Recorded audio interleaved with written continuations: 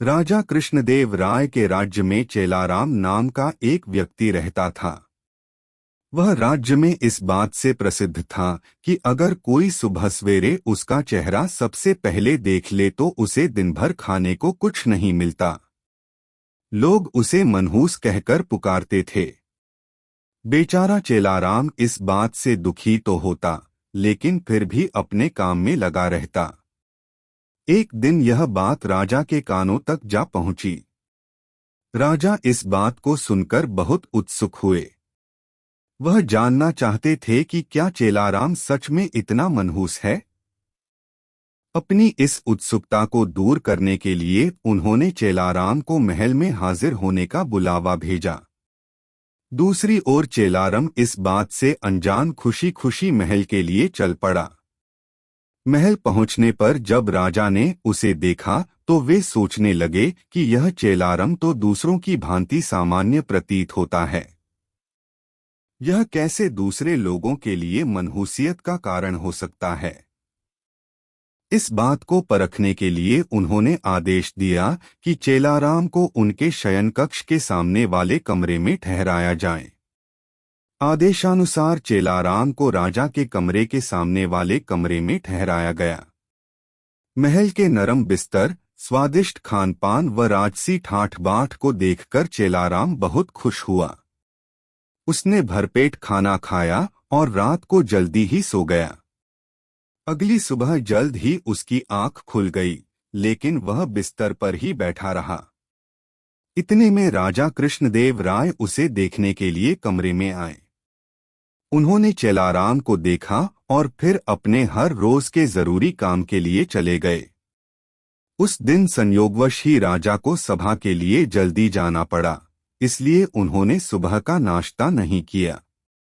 सभा की बैठक दिन भर इतनी लंबी चली कि सुबह से शाम हो गई, लेकिन राजा को भोजन करने का समय न मिला।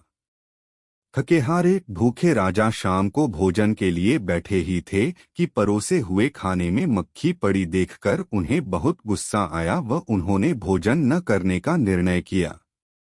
भूख व थकान से राजा का बुरा हाल तो था ही, ऐसे में गुस्से में आकर उन्होंने इस बात का दोषी चेलाराम को ठहराया। उन्होंने स्वीकार कर लिया कि वह एक मनहूस व्यक्ति है तथा जो कोई भी सुबह सुबह उसका चेहरा देख ले तो उसे दिन भर अन्न का एक निवाला भी नसीब नहीं होता। उन्होंने गुस्से में आकर चेलाराम को मृत्युदंड की सजा सुनाई और कहा कि ऐसे व्यक्ति को राज्य में जीने का कोई अधिकार नहीं है। जब यह बात चेलाराम को पता चली तो वह भागा भागा तेनालीराम के पास पहुंचा। उसे मालूम था कि इस सजा से उसे केवल तेनालीराम ही बचा सकते हैं। उसने उन्हें अपनी पूरी व्यथा सुनाई। तेनालीराम ने उसे आश्वासन दिया और कहा कि वह न डरे और जैसा वो कहते हैं बिल्कुल वैसा करे। अगले दिन फांसी के समय चेलाराम को लाया गया। उससे पूछा गया कि क्या उसकी कोई आखिरी इच्छा है। जवाब में चेलाराम ने कहा, हाँ, वह राजा समेत पूरी प्रजा के सामने कुछ कहने की अनुमति चाहता है। इतना सुनते ही सभा का ऐलान किया गया। जब चेलाराम सभा में पहुंचा तो राजा ने उससे पूछा, बोलो चेलाराम, तुम क्या कहने की अनुमति चाहते हो। चेलाराम बोला, महाराज, मैं केवल यह कहना चाहता हूँ कि अगर मैं इतना मनहूस हूँ कि जो कोई मुझे सुबह देख ले तो उसे दिन भर भोजन नसीब नहीं होता, तो आप भी मेरी तरह एक मनहूस हैं।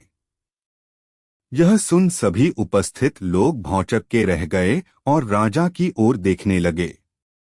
राजा ने भी क्रोधित स्वर में कहा, तुम्हारी ये मजाल, तुम ऐसी बात कैसे और किस आधार पर कह सकते हो।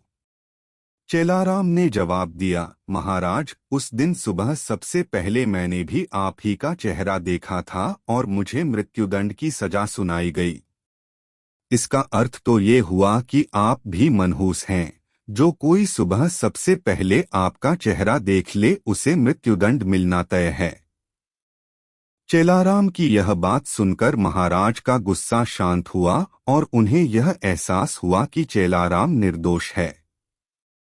उन्होंने शीघ्र ही उसे रिहा करने का आदेश दिया और उससे माफी मांगी।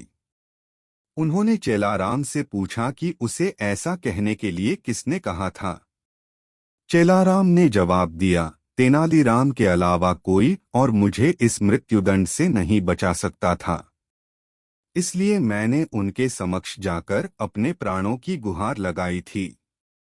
यह सुनकर महाराज अत्यंत प्रसन्न हुए और उन्होंने तेनालीराम की खूब प्रशंसा की। उनकी बुद्धिमानी को देख महाराज ने उन्हें रत्नजड़ित सोने का हार इनाम स्वरूप दिया। कहानी से सीख। तेनालीराम की इस कहानी से हमें यह शिक्षा मिलती है कि बिना सोचे विचारे हमें किसी की भी बातों में नहीं आना चाहिए।